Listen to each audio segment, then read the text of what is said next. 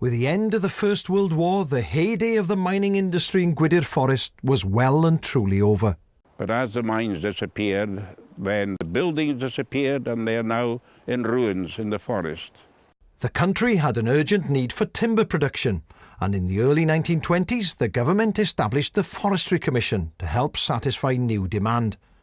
George Pringle worked for the Commission for over 50 years.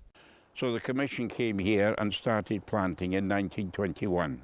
Its instructions to the Commission were to get large reserve of timber on the ground as fast as possible, which meant the Commission had to acquire land. Good fertile land is far too expensive and it would be a waste to use that for forestry. So they had to go for areas of poor land, heathland, bogs and so on. And Gwydir Forest offered that sort of ground. There was a very large workforce.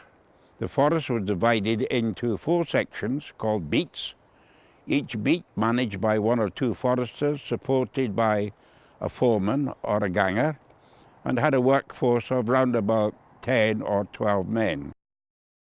With the expansion of the forest came the need for a new skilled workforce. John Reid was amongst the first intakes of the newly established Forester Training School in Gwydir. My first impression was when I got off the train at Betws-y-Coed station, and immediately there was this vista in front of me. I just couldn't believe it, and that first sight of Gwydir Forest has remained with me for always.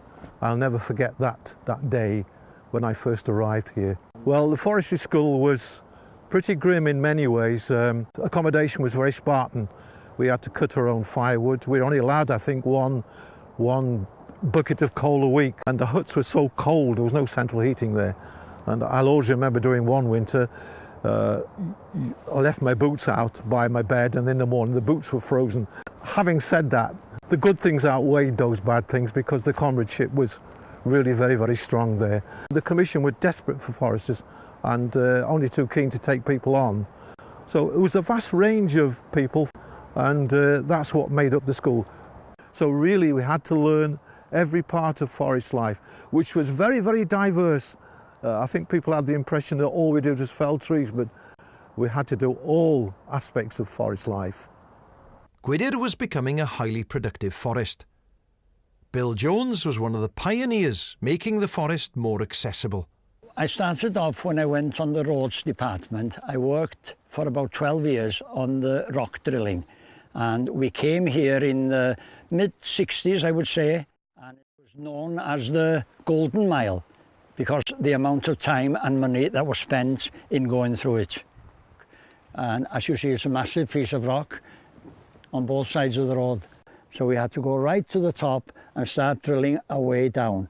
Drilling, blasting, bulldozing, drilling, blasting, bulldozing, and this went on for months and months until in the end we got through.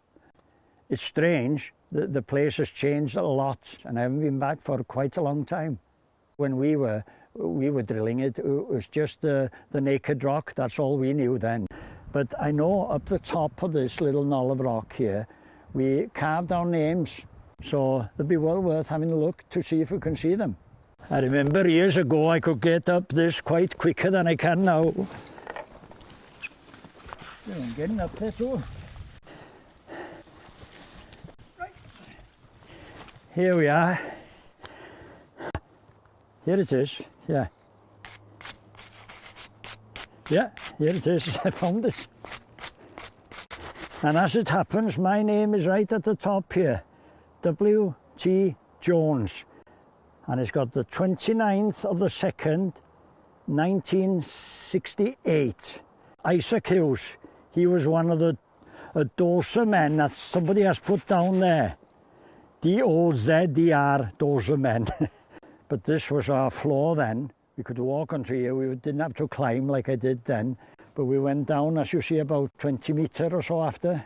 The only thing, I was young then. I'm not so young now, but I'm not bad.